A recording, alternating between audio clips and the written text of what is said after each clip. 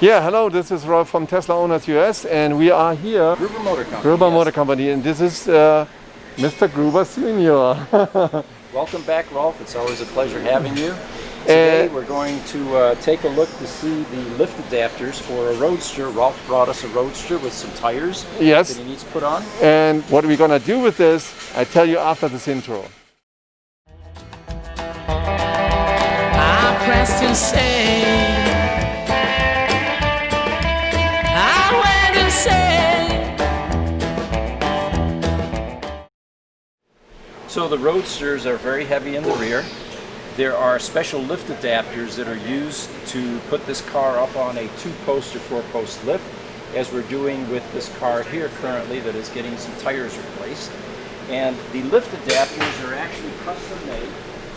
What we do is we use billet aluminum. It's just aluminum bar stock.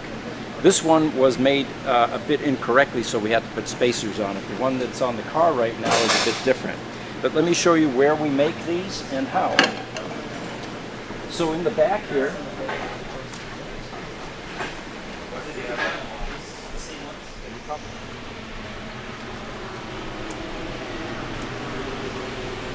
so in this section, we have a mini machine shop that actually came with a building. This building originally housed punch presses, and they were making clamp nails.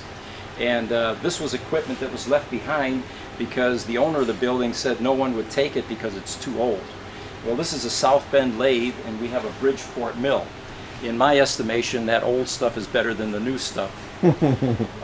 So what we do to make these lift adapters, and I have some remnants here of the last batch we made, we buy simple aluminum bar stock, about 12 inches or so, put it in the lathe, and then we spin it down based on the diameter of the lift arms on the lifts.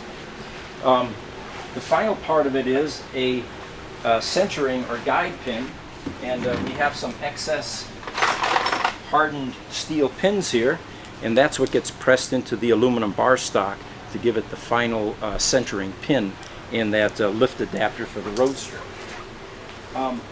What we're going to do here today for Rolf and his Roadster is we're going to replace the rear tires, and we'll go over into the tire section and see how that goes. Yeah, you know what? What? This reminds me on the Revenge of the Electric Car, when Elon had so many Roadsters in Menlo Park. Yeah. Until we see every car on the road being electric, we will not stop. Oh, Elon's going to lose his shirt. Elon's going to get crushed. God damn it, we got to get these cars out. That reminds me of that scenario here. Actually, we have visitors that come here, ex-Tesla people often, and the thing that they consistently tell us that this is very reminiscent of Menlo Park, Tesla in the early days. Lots of Roadsters sitting everywhere. Yeah. So in our tire section here,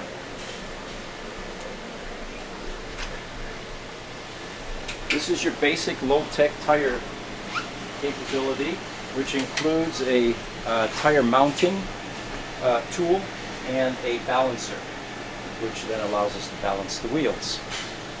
And what we're going to do today with Rolf's car is remove the rear tires. We're going to put the car up on a 2-post lift to make it easier, and use the proper spacer or the lift adapter, which is especially made for the Roadster. What the two mechanics are doing here right now is lining up the lift arms and that adapter. And you know, there's a space there. There's actually a hole in the aluminum plate. And in that hole of the aluminum plate, you will have here those lift adapters going. So that's the only way how you can lift it up. So I showed the hole in the space there. Now I have a story with this because from my point of view, the story is that I had one time my Roadster at a regular tire shop, and they did not find the right lift points, and what they did is they lifted up the whole Roadster on a different spot, and then they punched in the holes into the whole underbody plates, then the aluminum plates there, or metal plates. And that was not told to me until I found out when I had it at Tesla service. And then now I'm going to Gruber. I really don't have the most confidence anymore in local facilities here in Phoenix. Also the Tesla facilities. First of all, I don't like the information about the non-contact, like you have to send a text message or in the app and say what's wrong and attach the pictures and so on. I like to talk to a live person. And I get that all the time here, and good service. And then the other thing is that the Roadsters need really special attention. We could have also done this tire change just using a standard standalone jack. Yes. But because you did want to see up underneath there, we're putting it up on the lift and we'll raise it up. While they're doing that, we can show you these lift adapters actually on a car that's already up in the air. And you can see here the safe places to actually use these two-post lifts. In the front right here, using the standard pads. And then in the rear, probably what your tire company did was they hit one of these spots here and they crumpled or crushed something. Yes. The real lift point is back here, but it's up inside there, and that's what that lift adapter is for. That will then capture the bulk of the battery weight, because there's about 1,000 pounds centered right in this space right here. And that's actually the battery pack, right? That's the battery pack. It goes all the way back to here, and you can see the plumbing right here. Yeah. And then just behind it is the transaxle and the three-phase AC induction motor, which is fed by the power electronics module. And this one is currently charging, so you can see the cooling fans here. Cooling fans are running. Yeah. So then here is the input for that, right? Here's the input in the cooling system. And then input here on the side. Here input and then it goes into here, right? Yeah. Yeah. So it takes it from here or from this side? And it takes it from both sides. Good. Both sides are blowing. And this is part of the problem. Although there's a plate that covers this, it's so low to the ground that dust and debris and leaves will get into that fan, that squirrel cage fan, and they'll start to pump all of that dirt and dust up into the pen cooling heat sinks, which is the very reason that a Roadster needs to have an annual maintenance. You know what we need there is we need to have filters on here, on here, on here, and on here, on four sides, round filters. So where you can screw them on like a it's called like an oil filter, like an oil filter with those clamps, round clamps. Put a round filter on that in the same dimension with round clamps and a clamp here. So then everything comes into this direction with all filtered. There's an interesting side note. These scoops on the side of this car, on this Roadster, were actually originally designed to be functional, just like a Ferrari 308. Yes. You have two scoops. Yes. You have one for, there's an oil cooler on this side, and there's an air intake on the other side. Yeah. Sorry, I had that reversed. This is air, that's oil. Yeah. This was originally, and I spoke with Martin Eberhard about this a few years ago, was designed to be an active cooling system that then channels air back through the PEM with the fan, instead of drawing it from underneath. But there was some design compromises made because they had to push cars out into the market, and that never got completed. So these two scoops here are actually non-functional at this point. Yeah, I would like to make them functional, to be honestly say, because they would have to go through here, through the wheel well, and then feed into here, right? Like this, right? So from here, from the scoop there, going through, and there are some pipes about this diameter where duct pipes, right? So you can run the duct pipe through here, go through here, and then have the duct pipe putting it in here. With a filter like that. With a filter, and then there's a filter on top of it. You know, I need to know what is the dimension of these ones always the same? Yeah. Yeah. We get them out of Italy. Oh wow. So you know what? If you can give me, do you have a defect one or a spare one so I get the dimension and I can build that? Yeah, I think Peter will be able to get you some. We have them up there on the top shelf. Yes. I will get one, and then I'm gonna build that construct. So I like to build stuff, you know, and we're gonna build it. You will be supporting the aftermarket effort. Yes. None of us have had time to do this yet, although that's been on our drawing board as well. So after 10 years, I'm gonna do I'm gonna do that for him. I fix it for you, right? So yeah, that's interesting point. Now the fan is constantly going while it's charging, right? Because it's charging, yes. Yeah. So you have that on 120 volt and it's trickle charging it up, right? Exactly. There's a cord coming down. Yeah. So about all of your 5 orange Roadsters. So tell me about, are they close to ready to go, or? Well, that was what was remarkable. Yes. Monday this week, we actually had all 5 of them driving now. Yeah. Except for one, all of them came here dead. Yeah. And it was a combination of battery recovery, PEM repair, and we decided since they were all driving, let's take them out front, line them up, and parade them because the... I might take one of those pictures, yeah. Yeah. But the chances of actually having 5 of a rare color in one building will probably never happen again. So no, it's never happened again.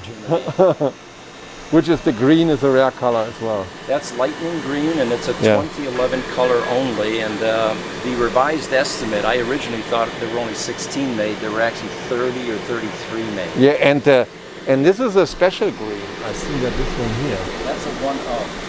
Yeah, that's a one of. That's a one of. Let me tell you the story, because this was fascinating. Yes. In the early 2000s. Yeah. Tesla was interested in leasing space for their first service center and first sales showroom in Santa Monica. Yeah.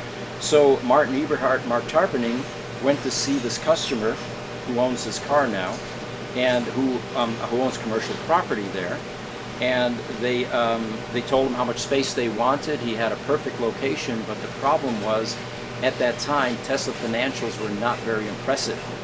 So this leasing agent simply said, look guys, I understand you want the space, but your financials just don't support it. Too many red flags. So they went back with the tail between their legs, and apparently Elon got involved, who had already joined the company at that point in time. He decided a week later to go out with a satchel full of Roadster patents to try to impress this leasing agent building owner to allow them to lease the space in Santa Monica. So basically he has a stash of Roadster patents, right? Yes, exactly.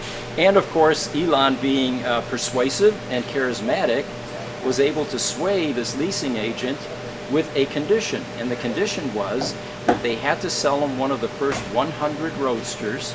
This is VIN number 99. 100 was already taken or that's spoken a signature. for. So it's a signature. And a second condition was, I don't like your colors, you're going to have to paint it the color that I want.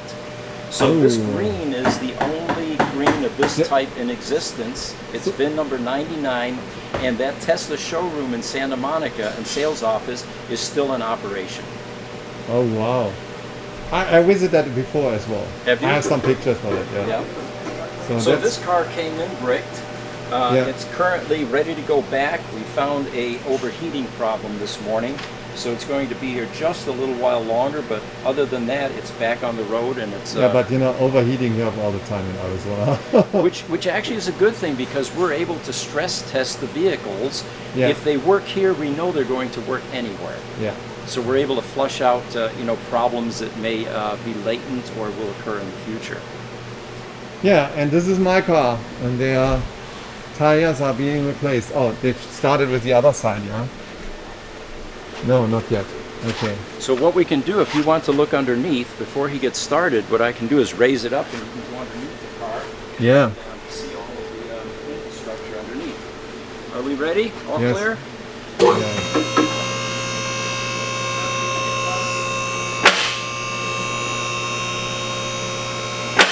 Actually, you installed more of those lifts, right? You originally had 2, and then you put 2 more in. Oh, yeah. No, you have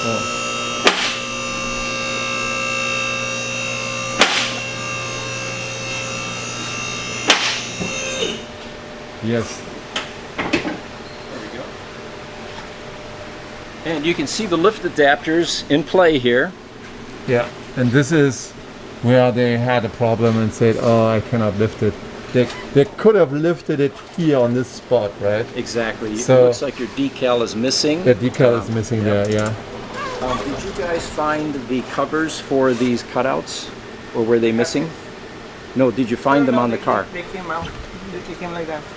So Yeah, there, yeah, the car so there came like were that. no covers There were on no here. covers, Okay, yes. because you had suspected that they had been removed at some point and not put back on.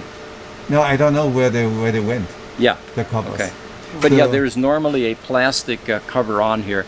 Not that it creates a huge problem having it open, but But if you guys have those plastic covers, I don't mind to get them because I don't know if they were there when I put the car to you or not.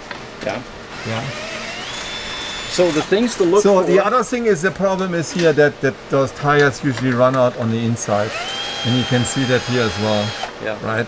Yeah, So so it's about 1 millimeter, 2 millimeters left, but it's about time to replace them, right? Yes. By the way, we have a shock expert that I've been working with for 30 years now. Yeah. He actually rebuilds shocks, and he rebuilds them for Lamborghini. They ship him shocks from all over the world, actually. He was telling us a few weeks ago that shocks are generally good for only about 6,000 to 8,000 miles.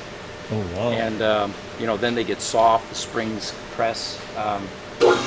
So your original question, are these shocks good or not? Probably not. They're probably okay for the type of driving you do, but with race driving you would want something different. He was also showing us there's a bump stop, and you can usually tell how a customer drives their car. If they drive it hard, those bump stops are usually crumbling and compressed because they hit the extreme limits of the shocks. Yeah. Or someone that's not careful and runs over curbs and Okay, so I'm gonna use the same tires. This one Hankook before, not these ones. I use the tires that you recommended before. okay. They are Continental, and these are the bigger wheels, right? Because these are 1 inch bigger wheels and wider. Yeah, these are wheels. 17s and they're 16s in the front. Yes. Yeah. Usually it's the other way. It's 16 in the back, 15 in the front. Yeah.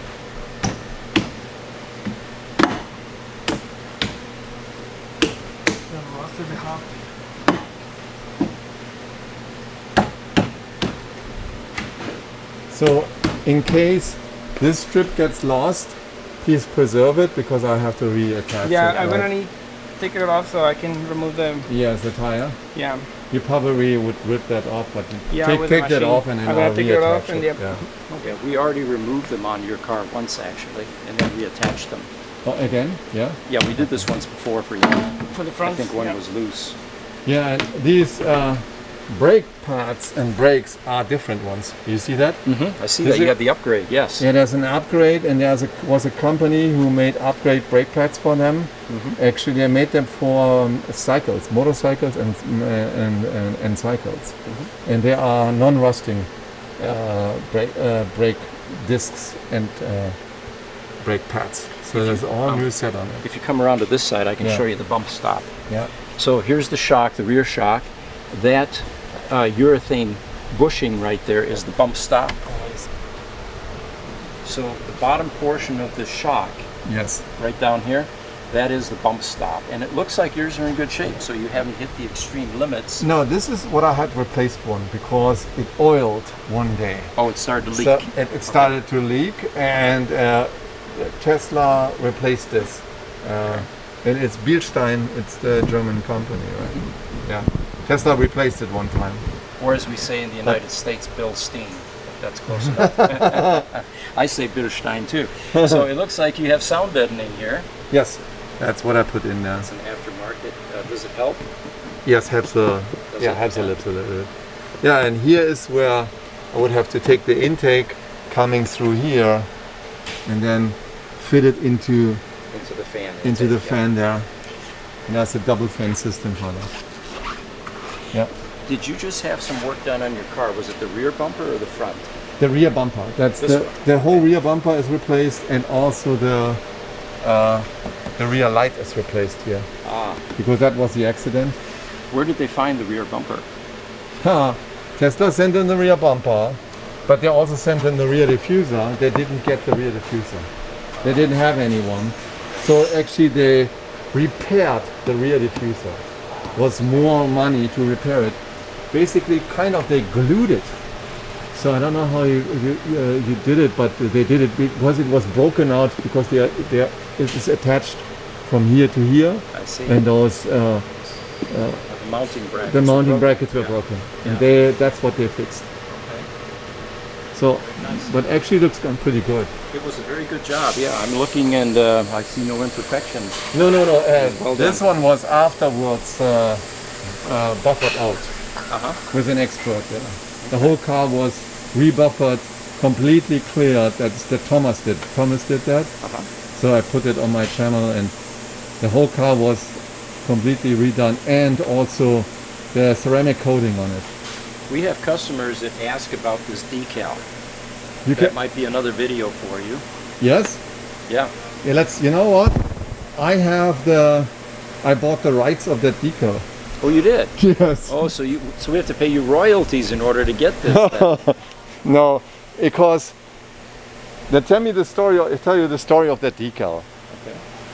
The decal, when I wanted a yellow decal, they didn't have any.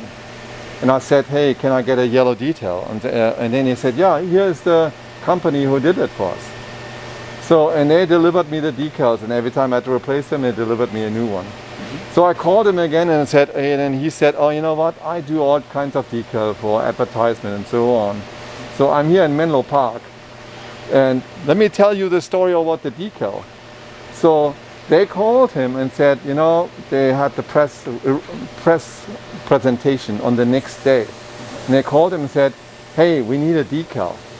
So, and then he said, okay, you have something in mind? Yeah, but we need it tomorrow. So you have to work all night to get that decal in the press review. So they didn't have anything. So he came into the factory, signed a non-disclosure agreement, worked the whole night on the decal, and then he put the decal on a red, black decal on a red car, like this. And then I said to him, can I buy this pattern for you? And he said, yeah, here, $50. You get the remaining yellow one and get the decal for it. Okay. If the guy wanted, I can reproduce it and have someone reproducing the decals. If you guys want to have these decals, Okay. I let them produce for you, and we make a good price. Sure. Okay? We'll refer them to you then, yeah. Yeah? Okay. Yeah.